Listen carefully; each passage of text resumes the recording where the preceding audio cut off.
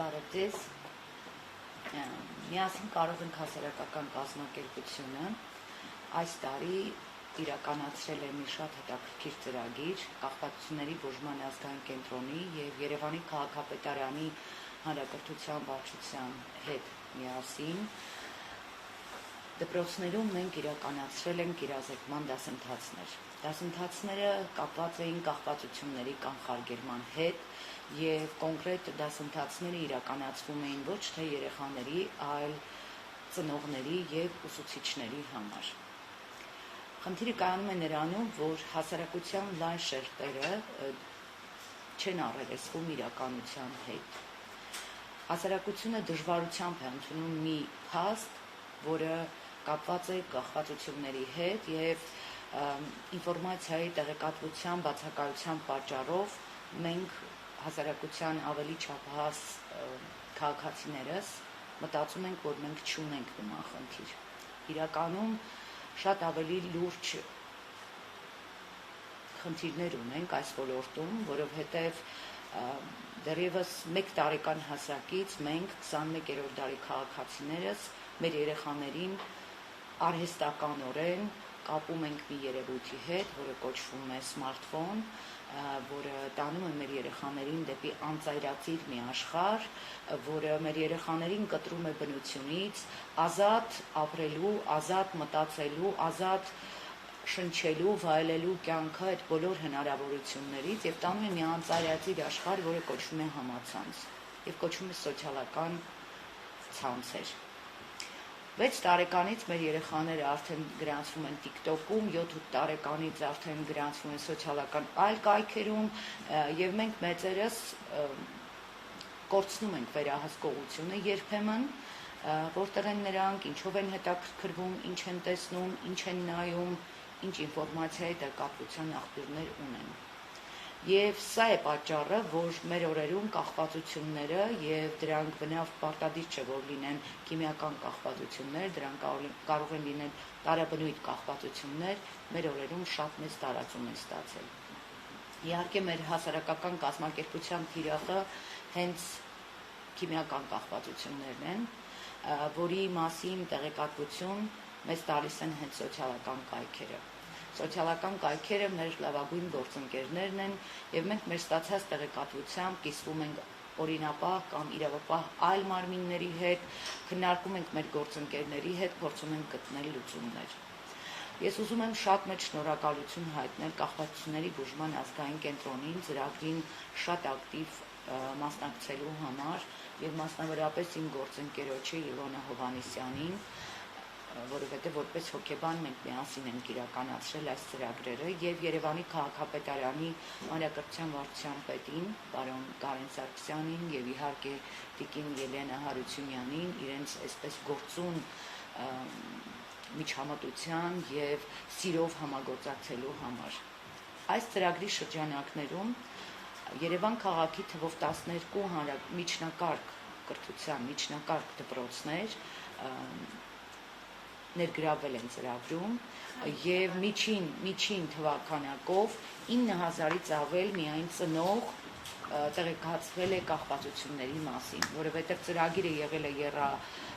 եռաբաժին, առաջին բաժնում մենք ներկայացրել ենք ծնողներին համացանցում սոցիալական ցանցերում տիրող իրավիճակը, երկրորդ մասում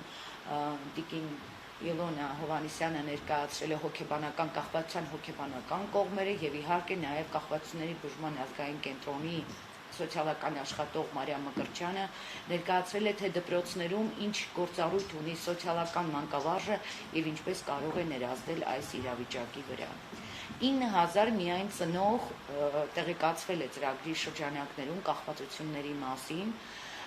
750 վարչական եւ մանկավարժական աշխատող է տեղեկացվել իրավիճակի մասին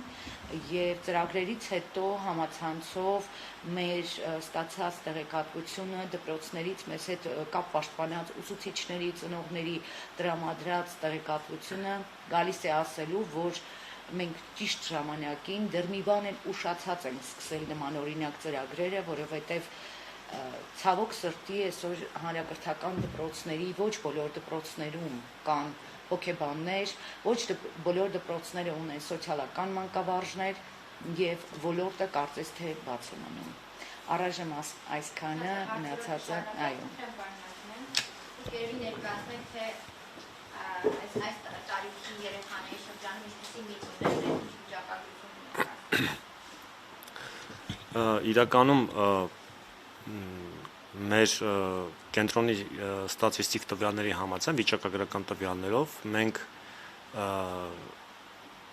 հաշվառված այս պայծրությամբ, բարեբախտաբար հաշվառված թմրամիջոցներից կախվածություն ունեցող երեխա կամ դեռահաս չկա, բայց նկատելի է, որ իրականում մի քիչ ավելի մեծ տարիքում, այսինքն հետդպրոցական շրջանի կամ ուսանողության շրջանում, այսինքն խոսքը վերաբերում է 18, 19, 20 տարեկաններին, թմրամիջոցների գործածումը ցավալիորեն նկատելի է, որ իրականում ավելացել է։ Իհարկե, ես ուզում եմ նաև նշել, որ մեր վիճակագրական տվյալները չեն արտահայտում ամբողջական պատկեր, դա պայմանավորված է նրանով, որ շատերը խուսափում են դիմել ուղղակի բժշկական հաստատություններ բուժում ստանալ նպատակով։ Բայց մենք բուժման դիմելության բարձրացման համար վերջին 2 տարիների ընթացքում ահռելի աշխատանք ենք իրականացրել։ Խոսքը առաջնահերթ վերաբերում է բուժման համար արժանապատիվ եւ բավարար պայմանների ստեղծմանը, օրինակ 2021 թվականի առողջապահության նախարարության աջակցությամբ վերանորոգվել է մեր գլխավոր մասնաշենքի, հիմա էլ վերանորոգման գործընթացներ շարունակվում են, գրեթե ամբողջ գլխավոր մասնաշենքը հիմնանորոգվել է,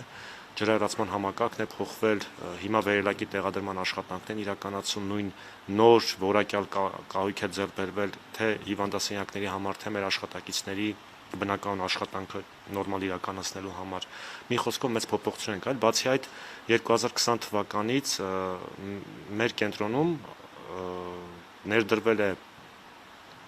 բավականին ուժեղ եւ ինտենսիվորեն իրականացվող սոցիալ-հոգեբանական աջակցության ծառայություն, մենք ունենք հոգեբաններ, սոցիալական աշխատողներ, որոնք ամենօրյա աշխատանք են իրականացնում դեղորայքային բուժմանը զուգահեռ մեր պացիենտների հետ, շատ հաճախ նաև մեր պացիենտների ընտանիքի անդամների հետ։ Այսինքն ամեն ինչ արվում է առողջապահության նախարարության կողմից եւ նաեւ մեր կենտրոնի կողմից, որ ստեղծվի այնպիսի մի հատ վիճակ, որ մարդիկ առանց վախենալու կամ առանց որևէ խնդրի դիմեն բուժման համար։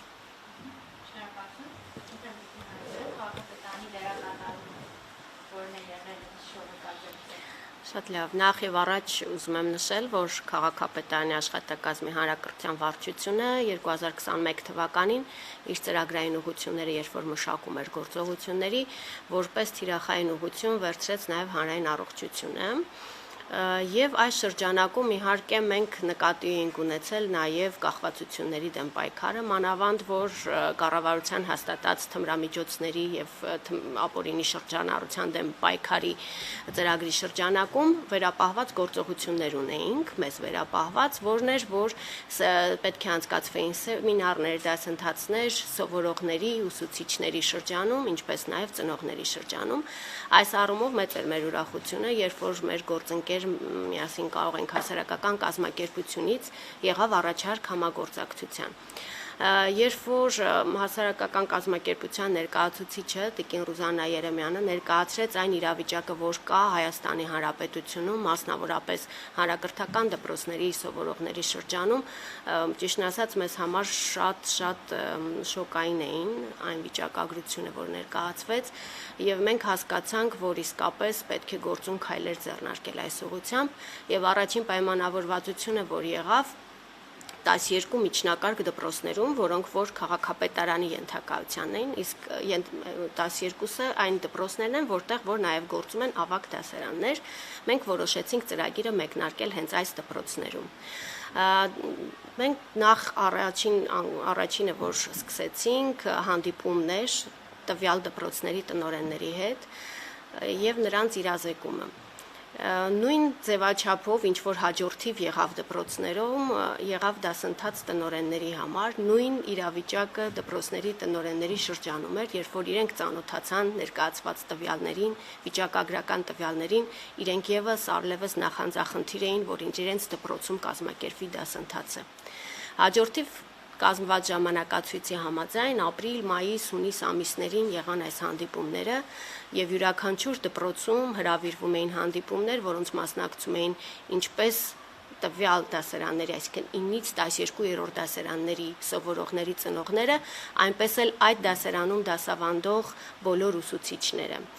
Ուսուցիչներ իհարկե, եթե այնտեղ կային աջակցող խմբի մանկավարժներ, դրանք հոգեբան կլինեին, սոցիալական աշխատող, փոխտնօրեններ, նրանք նույնպես մասնակցել են հանդիպումներին։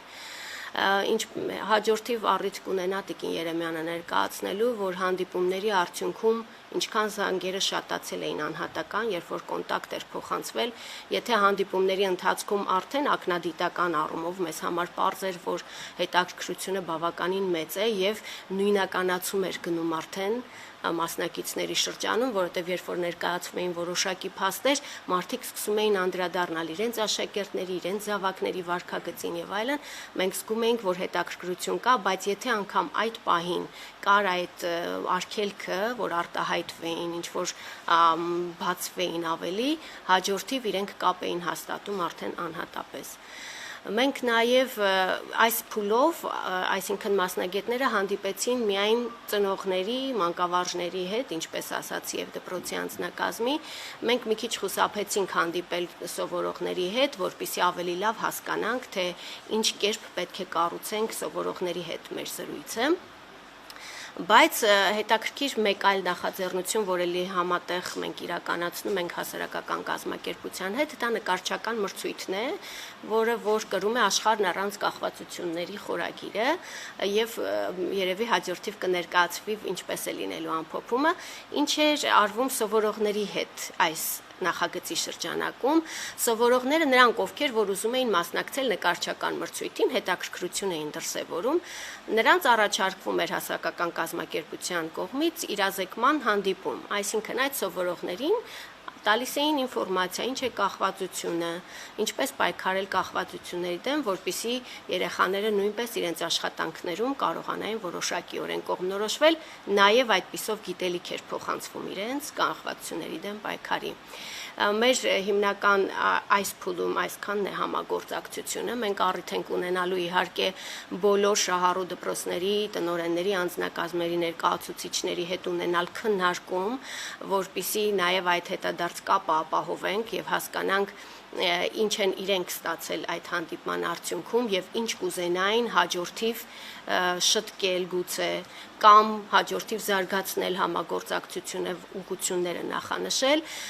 եւ այդուհետ նաեւ մյուս տարվա համար կորոշենք մեր համագործակցության շրջանակը կարծում եմ։ Ես ճիշտ հասկացա, այս փուլում միայն Երևանում է անցկացրել այդ հանդիպումները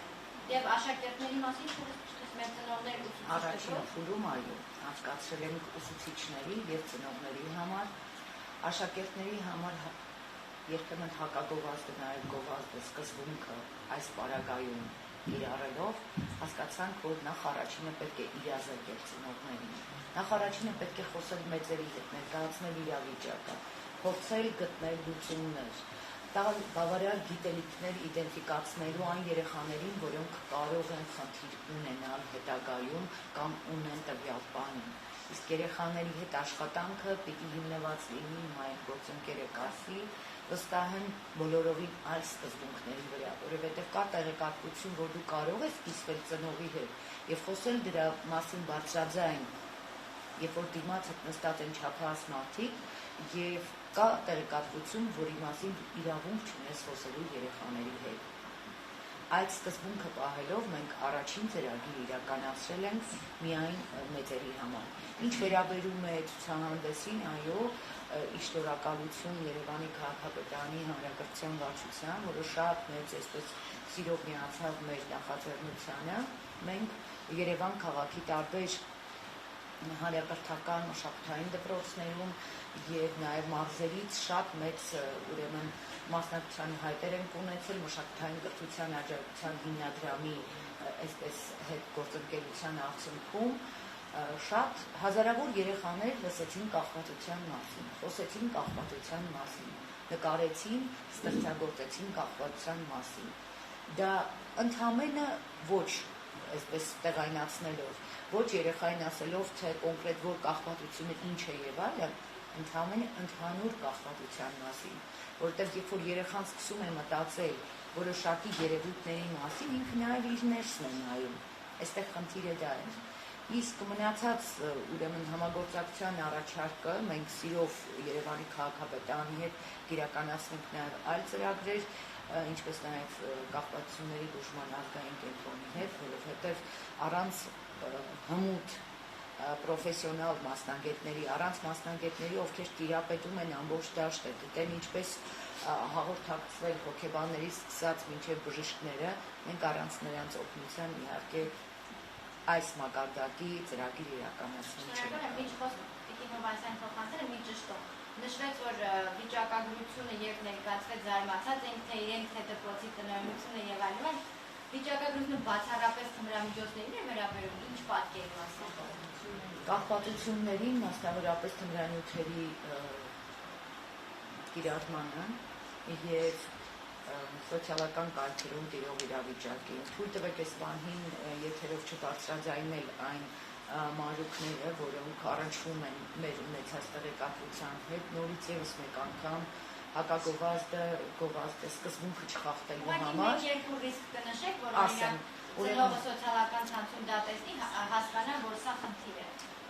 Ընդհանրապես մի տեղեկատվություն պիտի ասեմ, որ միայն Telegram հավելվածում մենք ունենք մոտավորապես 1200 նահատոշով, որոնք ամեն օր երեկոյան ժամը 11-ից հետո, եթե մենք մեծերս մտնենք նայենք, կտեսնենք, որ յուրաքանչյուր այդ շոփում առնվազն 600-ից 800 մարդ թմրանյութ է փնտրում։ Եվ հաշվի առնելով հետպատերազմյան վիճակը, հաշվի առնելով այն հանգամանքը, որ տեղեկատվությունը չափազանց հասանելի է դեռահասներին, հաշվի առնելով այն հանգամանքը, որ երեկոյան Երևանի որոշ փաբերում, կլաբներում անչափահասների քանակը թույլատրելի տարիքից ցածր երեխաների քանակը շատ մեծ է այդպիսի վայրերում եւ մեր ստացած տեղեկատվությունը կոնկրետ տարբեր վայրերից մեզ թույլ են տալիս ասելու, որ մենք գործ ունենք ոչ թե ուղղակի կախվածության մասին, այլ գործ ունենք աղետի մասին, որը մեզ համար ազգային անվտանգության խնդիր է, որովհետև փոքր պետությունների համար այս տեսակ վիճակագրությունը սկզբունքորեն մտածելու տեղիք է տալիս։ Թույլ տվեք այստեղ մի լրացում անեմ գործընկերոջս, պարոն Նազիմյանին, այո, մենք հայերս ունենք փակ ապրելու կամք։ Մենք երբեք չենք խոսում դժվարությունների մասին, մենք չենք խոսում խնդիրների մասին, որ թակում են մեր տան դուռը։ Մենք գերադասում ենք մեր երեխայի մահվան դեպքում հրապարակավ հայտարարել, որ սրտի կանգ է ունեցել 17-18 տարեկան երեխա սրտի կանգից է մահացել, բայց երբեք չենք ասում, որ երեխան մահացել է թմրանյութի գործածումից։ Դա մեր ազգային այսպես բնութագիրն է։ Մեր նպատակը տվյալ իրազեկումը, ցուցահանդեսը եւ մնացած բոլոր ակցիաների նպատակը հետեւյալն է. ներկայացնել հասարակությանը, որ կախվածություն ունենալը դա դեռ չէ։ Դա հիվանդություն է եւ ճիշտ ժամանակին բժշկին դիմելու, հոգեբանին դիմելու դեպքում հնարավոր է կանխարգելել։ Եթե մենք տաբուն պահենք, չխոսենք այս խնդրի մասին, չբարձրաձայնենք խնդիրը, մեր երեխաների, դեռահասների, անչափահասների ծնողները տեղեկատվություն չստանան, մենք հետո լուրջ խնդիրներ ենք ունենալու։ Սա միայն իմ կարծիքը չէ եւ ինչպես արդեն ասաց պարոն Նազիմյանը, ցավոք այո, ծնողները չեն դիմում, բայց գիտեք, կան այլ տիպի բուժհաստատություններ, որտեղ թունավորումների եւ մնացած դեպքերով դիմելության դեպքում ծնողները եւս մեկ անգամ հորդորում խնդրում են, որ անձի առողջության պահպանման տեղեկատվության գաղտնիությունը անձեռնմխելի եւ որ պատճառները չպետք է լուսաբանվեն, որովհետեւ դիմացինը երեխա է, չպետք է բարձրաձայնվեն, որովհետեւ դիմացինը անչափահաս է։ Շնորհակալ եմ Տիկին Հովհաննիսյան, դուք փորձարկել անմիջապես առնչվել եք, հենց շփվել եք ծնողների հետ, ներկայացրել եք հնարավոր ռիսկերը, ինչի եք առնչվել այդ հանդիպումների ընթացքում, ինչ են բարձրաձայնել կամ ինչ եք դուք բացահայտել ձեզ համար։ Շատ շնորհակալություն, ողջույն բոլորին։ Ինչպես իմ գոլեգաները ասացին եւ նաև Երևանը, որ մեր ամենաշեշտադրումը եղել է եւ հատկապես իմ որպես հոգեբան բարձրացնել այն, որ կախվածությունը դա հիվանդություն է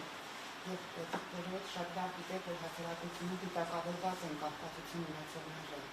Եվ մեզ համար մասնագետների համար ավելի հեշտ կլինի աշխատանքը, որ մեր հասարակությունը կոտրվի են կարծրատիպը, որ դիտակավորում են, որ վատ մարդիկ են միայն հիվանդանում կախվածություններով։ Կախվածություններով հիվանդանում են եւ հարուստները եւ աղքատները, եւ երիտասարդները, եւ կանայք եւ տղամարդիկ։ Իսկապես սա դուրս հիվանդություն է, սա դուրս հոգեբանական, քրոնիկական պրոգրեսիվ հիվանդություն է, որը շատ լուրջ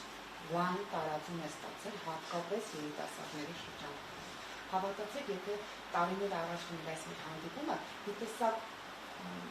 անհավանական կլիներ, որտեղ այսքան տարածում չկա։ Ցավալին այն է, որ եթե նախկինում էր երիտասարդները գնում էին զինվորական ծառայությունից հետ էին վերադառնում, նոր ունենում էին ոչ թե կախվածություն, այլ փորձ, հիմա արդեն մեր երիտասարդները գնում են ունենալ հիվանդության կրողներ։ Եվ մենք ամենաշատը պետք է սթափ լինենք, պետք է գիտելիքներով զինված լինենք, որովհետև այս խնդիրը մենք բախվում ենք եւ բախվելու ենք հատկապես հետ պատերազմի շրջանից հետո, որ մեր երիտասարդները տեսել են այս վախերը, աղմուկները եւ իրենց մղձավանջների հետ հանդիպելով փորձելու են իրենց այդ աղմուկները փոխարինել եւ ստոպել դրանքի եւ ալկոհոլի միջոցով։ Իսկապես որ շատ լայն տարածում է դարձել եւ գիտեք մեր հանդիպումները ծնողների հետ նրանով որ կարողանան ճիշտ պայքարել, ավելի չդրթեն, որ երեխան փախնի, ավելի չդրթեն, որ երեխաները ավելի պրոգրեսիվացնեն իրենց հիվանդությունը։ Ու հատկապես երբ որ մենք հանդիպում ենք ծնողներին, տեսնում ենք նրանց տագնապը, տեսնում ենք ու գիտեք ինչ հարց նրանում է, երբ որ դարիճում նստած ծնողները, մենք բոլորը հետո դուրս են գալի, ես ու Տիկին Երեմյանը արդեն գիտեի բոլոր ընտանիքում խնդիրը երեխայի մոտ է, թե տան հոր խնդիրն է։ Ու մանկավարժների հետ են զրույցները, որ կարող է տանը հայը ունենա կախվածություն, եւ միանգամից դասանում մանկավարժը դա կզգա։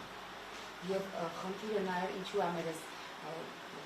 ակցիայի, որ այն երեխան, այն ընտանիքներում, որտեղ կա կախվածություն, դպրոցներում այդ երեխաների նկատմամբ ավելի շատ դառնում է բուլինգը։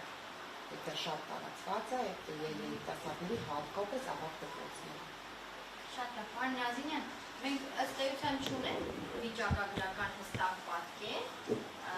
անչափահասների շրջանում կախվածության հետ կապված։ Մի կողմից դուք մեր կենտրոնում չկա, փառքաստու այս պահին ամենեսին դուք ներկայացնում ձեր վիճակագրությունը։ Մյուս կողմից նշվում է, որ կան դրդողներ, գիտենք աղբյուրները, սոցիալական ցանցերը փաբեր, բայց հստակ պատկեր, որ օրինակ Հայաստանում անչափահասների շրջանում այսքան տոկոսը կախվածություն ունի թմրանյութերից ալկոհոլից, չունենք մենք։ Հիմա ասեմ խնդիրն ինչումն է, իրականում այո, բուժման դիմող դեռահաս մեր կենտրոնում հաշվառված չկա, այսինքն այս ամբողջ ժամանակատվածում դա դեռևս չի եղել, որ դեռահաս երբևէ դիմի, իսկ ընդհանրապես թմրամիջոցների ոլորտում համաճարակաբանական տվյալներ, այսինքն համաճարակաբանական ցուցիչները որ կան, դա միջազգային ընդունված մոտեցում է, այսինքն գոյություն են որոշակի մեթոդաբանություններ, որոնց միջոցով իրականացում են հետազոտություններ ամբողջ բնակության շրջանում, այդ թվում դպրոցներում, օրինակ թմրամիջոցների եւ թմրամիջոցներից կախվածությունների եվրոպական մոնիտորինգի կենտրոնը ունի նման մեթոդաբանություն մշակված, երբ որ դպրոցներում 16 տարեկանների շրջանում, դա կոչվում է SPATET հետազոտությունը, երբ որ դեռահասների ու 16 տարեկանը լրացած, հենց 16 տարեկանների շրջանում իրականացում է հարցում, բավականին ծավալուն մի քանի էջանոց տենց հարցաշար է, մի դասաժամ, մի ակադեմիկ 40-45 րոպեանոց հարցում է դա, փակ գաղտնիանանուն, որը ընդգրկում է համամասնորեն տվյալ երկրի բոլոր քաղաքները, գյուղերը եւ այլն, որի արդյունքում ստացվում են ճշգրիտ տվյալներ դպրոցներում եւ այդ թվում դեռահասների շրջանում թմրամիջոցների, ալկոհոլի եւ նաեւ ծխախոտի տարածվածության վերաբերյալ։ Հիմա նմանատիպ հետազոտություն Հայաստանում իրականացվել է 2007 թվականին վերջին անգամ։ Դրանից հետո այլևս չի իրականացվել տարբեր պատճառներով, մեծ ֆինանսավորման բացակայության պատճառով եւ այլն։ Բայց մենք նախատեսում ենք ինքը համաեվրոպական հետազոտություն է, այսինքն եվրոպական խորհրդի, նաեւ եվրոպական միության հարևանության երկրներում բարբերաբար իրականացվում է ու մեր խնդիրը նաեւ որ իհարկե դա կախվածության բուժման ազգային կենտրոնի գործառույթներից դուրս է, բայց մենք արդեն հաջորդ հետազոտական փուլի ժամանակ, երբ որ համաեվրոպական իրականացվի, մենք կփորձենք նաև մեր երկրում ինչ որ կերպով իրականացնել, որովհետև դա բավականին ծավալուն է, այսինքն պետքա մարզեր գնացվի, այնտեղ պետքա հարցազրույցավարներ լինեն, մասնագիտացված տվյալների մշակման խնդիր կա եւ այլն։ Այսինքն ու դա ընդհանուր առմամբ ասեմ 2-3 ամիս տևող հետազոտություն է, դա բավականին բարդ է իրականացնել։ Դա 2007-ի տվյալներով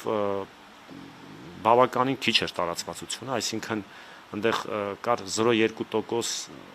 գործածել էին, ասենք հերոին 0.2%, մինչև 1% էլի մարիխուանայի գործածման փորձ էին ունեցել, բայց կարծեմ եթե հիմա իրականացվի հետազոտություն, այդ թվերը հաստատ չեն լինի։ Խոսքը գնում է 16 տարեկանների մասին, որոնք արդեն նոր կյանք մտնող երիտասարդներ են ու շատ բաներ, ոնց որ Տիկին Երեմյանը նշեց, մեր գոլեգաները նշեցին, խոսքը հենց համացանցի միջոցով կամ նույն այդ մեսենջերների հնարավոր մուտնա, որ 2007 թվականին հաստատ չի եղել։ Այսինքն այն ժամանակ մեսենջերներ չկան ու երիտասարդին դա հասանելի չէր։ Իսկ հիմա արդեն բավականին ցածր տարիքից երեխաներին հասանել են, թե սոցիալական ցանցեր են։ Այսինքն ես ավելի քան վստահ եմ, որ եթե նման հետազոտություն հենց հիմա իրականացվի, թվերը իհարկե 2007 թվականից կտարբերվեն։ Մնացած տվյալները, մնացած ցանկացած տեսակի վիճակագրական տեղեկություն, որը չունի գիտականորեն մշակված, միջազգային ընդունված մեթոդաբանություն, երբևէ աշխարհի կամ միջազգային որևէ կազմակերպության, այդ թվում մասնագետների կողմից արժանահավատ չեն լինում։ Իսկ կոնկրետ ESPAD-ը ինքը հստակ մեթոդաբանություն ունեցող հետազոտություն է։ Որ ասեցիք հերոին լամբուրգ 2%, դա միայն հերոինի գծով եք ասում, իսկ ընդհանուր ունեք թե անչափահասների շրջանում քանի տոկոս։ Ոչ, հետազոտությունը իրականացում է կոնկրետ խմբերի թմրամիջոցների մասով, այդ թվում ալկոհոլի, այսինքն ալկոհոլ, հոգեներգործուն նյութեր, այդ թվում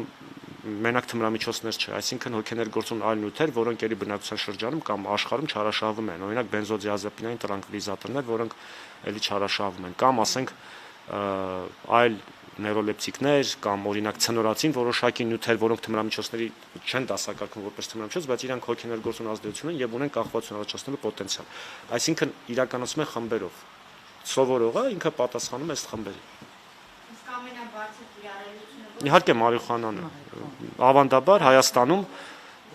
0.8 կամ 0.9, եթե իմ հիշողությունը չի դավաճանում ինձ, մարիխուանան ավանդաբար մեր տարածաշրջանում ու ընդհանրապես աշխարհում էլ ամենատարածված թմրամիջոցն է։ այդում դեռահասների։ Դե ըստ այդ հետազոտության 2007 թվականի նաև այդ հետազոտություն։ Եթե կարելի ավելացնեմ, այո, դեռահասների շրջանում սկսվում է կախվածությունը միանգամից մարիխուանայից եւ կարծիքի նաեւ ստատիստիկա, որ 70% մարիխուանա օգտագործողների շատ արագ կտրող անցում են կատարում ավելի ծանր թմրանյութերի, ավելի ճիշտ անցում են կատարում։ Շատ մեր գործընկերներից եկած հարցերից հնչեցնեմ։ Հայաստանում ինչ տարածում ունի արհեստական կանեփ կամ սպայս հոգեներգործուն միջոցը, արդյոք հատկապես դեռահասների եւ երիտասարդների շրջանում տարածված այս միջոցը հասել է հայաստանյան դպրոցներ։ Այո, իհարկե հասել է, ցավոք սրտի հասել է, ցավոք սրտի հասել է եւ հիշատակված սպայսը, որ այսօր բոլորովին այլ անուններով եւ այլ քիմիական բաղադրություններով է շուկայում, չեմ ուզում հիմա անուններ տալ, չեմ ուզում ասել ինչ տեսականիների մասին ենք մենք խոսում, ինչպիսի առաջարկներ են լինում, միայն եւս մեկ անգամ խոսքս ուղղում եմ Հայաստանի Հանրապետության բոլոր չափահաս քաղաքացիներին, ծնողներին, այն քաղաքացիներին, ովքեր վաղը ծնող են դառնալու, ուշադիր եղեք, հետևեք երեխաների սոցիալական կայքերի մուտքին, երեխաներին գալիս են նվեր առաջարկներ,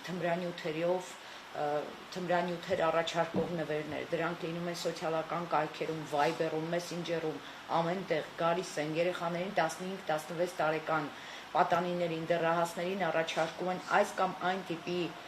թմրանյութը ծննդյան նվեր եւ մեր երեխաները պատրաստ չլինելով, դրա մասին տանը չխոսելով, տաբու թեմաների առաջ կանգնելով կամ ընկերական շրջապատում դրանց մասին լսելով գնում են դրա ետևից, վերցնում են, օգտագործում են 1, 2, 3, ցավոք այո, եւ սպայսը եւ շատ այլ քիմիական թմրանյութեր շատ լայն տարածում ունեն։ Այսինքն սոցիալական ցանցերը մեծ ռիսկ են անչափահասների շրջանում թմրանյութերի Սարսափելի մեծ ռիսկ են, սարսափելի մեծ ռիսկ են։ Այստեղ վտանգների մասին պետք է խոսել ամեն րոպե, ամեն վայրկյան, ցավոք սրտի։ Շատ լավ, հաջորդ հարցը ստեյության անդրադառնանք, բայց հնչեցնեմ անչափահասների շրջանում թմրանյութերի կիրառությունը ինչ ծավալների է հասել, արդյոք փոփոխություն կա թմրամիջոցների կիրառմամբ զուգորդված հանցագործությունների թվում։ Մենք 2 օր առաջ գիտաժողովի էինք, մեր գործընկեր կազմակերպություններից մեկն էր հրավիրել, մենք թմրանյութերի դեմ, հասարակական կազմակերպություն, եւ այնտեղ խոսվեց դրա մասին։ Գիտեք, չեմ ուզում քննադատաբար խոսել մեր իրավապահ համակարգի մասին, բայց եթե մենք նայում ենք թղթերին, եթե մենք նայում ենք հաշվետվություններին, մեր երկրում կարծես թե ամեն ինչ իդեալական է։ Բայց իրականում այո կա աճ։ Իրականում կա աճ, որովհետև այն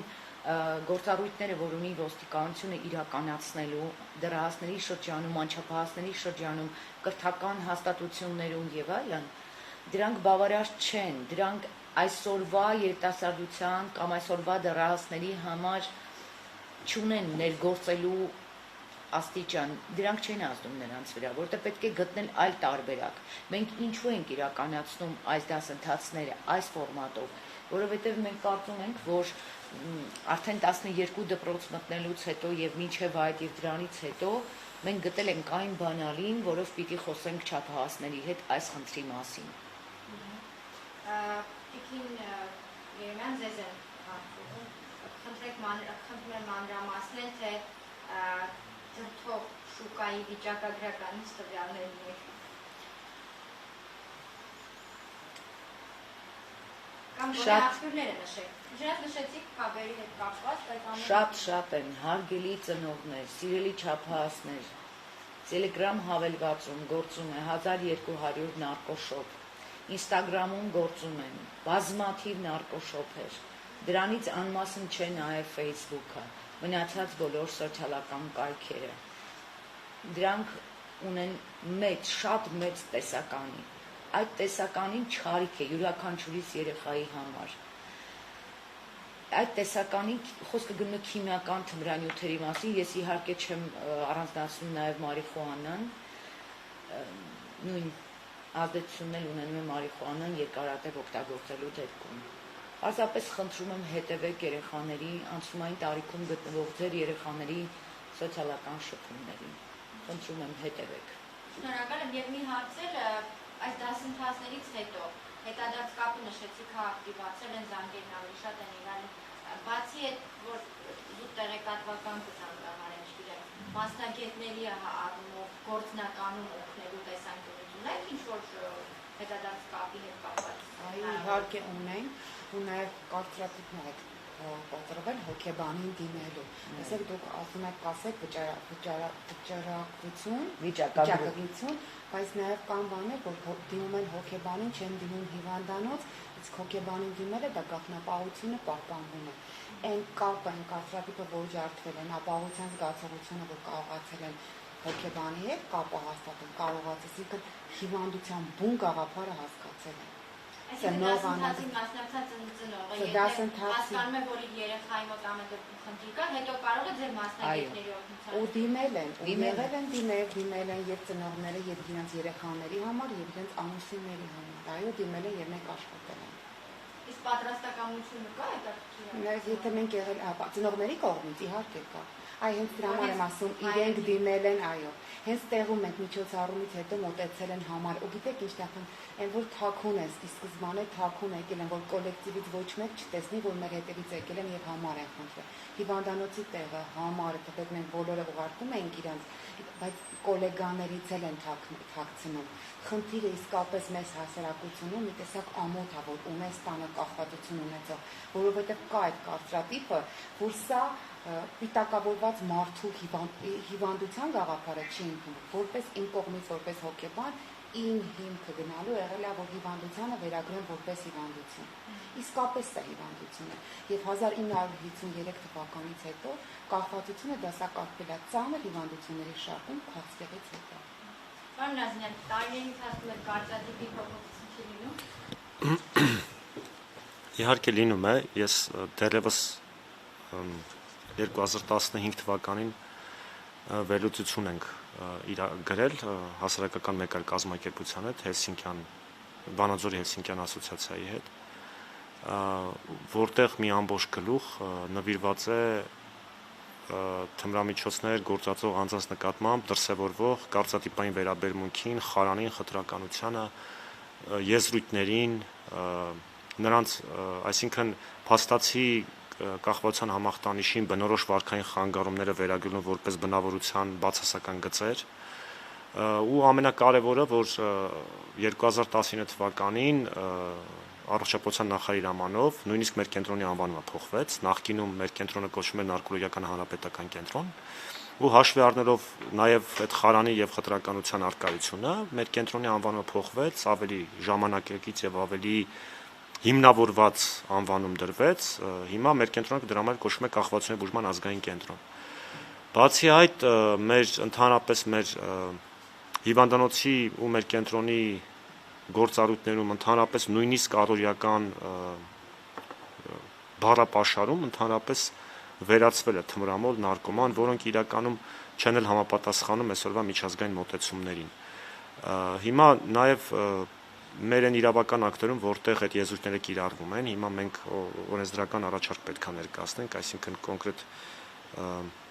մեր իրավական ակտերում եզրույթների փոփոխության հետ կապված, որպեսզի դրանք ավելի ժամանակակից դառնան, առաջիկա մետ էլ կանենք, իհարկե։ Ու բացի այդ իրականում վերջերս վերջին տարիներին, վերջին մի 4-5 տարիներին նկատելի է նաև թե մեր իրավապահ մարմինների ներկայացուցիչների կողմից, թե մեր օրինակ նույն լրագրողների նյութերում, խոսքերում ընդհանրապես բառերի ու եզրույթների փոփոխությունը դա շատ պարզորոշ երևում է, որովհետև իրականում այդ խարանի ու խտրականության արկայությունը ինքը շատ է խանգարում, այսինքն այդ մարդկանց օտարացնելը, անընդհատ նույնիսկ եզրույթներով օտարացնելը, ոչ միայն վերաբերմունքով, իրականում չէր նպաստում, որ իրանք դիմեն բուժման։ Բայց նախկին ձեր հարցի համատեքստում ես ուզում եմ նաև նշել շատ հատուկ ու մեր ազգաբնակության համար, մեր քաղաքացիների համար շատ հատուկ նշել, որ Կախվածությունների բուժման ազգային կենտրոնում Հայաստանի Հանրապետության քաղաքացիների համար բժշկական օգնություն իրականացվում է պետության կողմից երաշխավորված անվճար բժշկական օգնության շրջանակներում։ Այդ իսկ պատճառով ու գաղտնապահության հետ կապված է, ուզում եմ նաև նշել, որ մեր մոտ բուժված անձանց տվյալները գաղտնի են։ Այսինքն նույնիսկ եթե մարդը գալիս հաշվառվում է, իր տվյալը որևէ մեկը չի իմանում, միայն իր տվյալը կարող է տրվել իրավապահ մարմինների ներկայացուցիչներին, այն դեպքում, երբ որ կոնկրետ քրեական գործով տվյալ մարդը անցնում է, ասենք, այն էլ հարցման արդյունքում, ասենք քննիչից հարցում է գալիս կամ ասենք մեկ այլ իրավապահ մարմնից, մենք այդ դեպքում միայն կոնկրետ անձի վերաբերյալ կարող ենք տվյալ տալ։ Մնացած բոլոր դեպքերում գաղտնապահությունը խնդրում եմ վստահ եղեք, որ ըստ օրենքի պահպանվում է, ասենք գալ հիվանդանոց պարկել, բուժվել, գնալ, դրա մասին որևէ մեկը երբևէ չի իմանում։ Շնորհակալ եմ շատ։ Մենք շնորհակալ ենք, ուզում եմ բոլոր մեր ծնողներին եւ շահագրգիռ կազմակերպություններին վաղը ժամը 7-ին, երեկոյան ժամը 7-ին հրավիրել ժամանակակից արվեստի թանգարան, աշխարհն առանց կախվածությունների երեխաների աչքերով մանկական ստեղծագործությունների ցուցահանդեսին մասնակցելու, տեսնելու, թե ինչպիսին են տեսնում երեխաները երկիր մոլորակը, Հայաստանի Հանրապետությունը առանց կախվածությունների։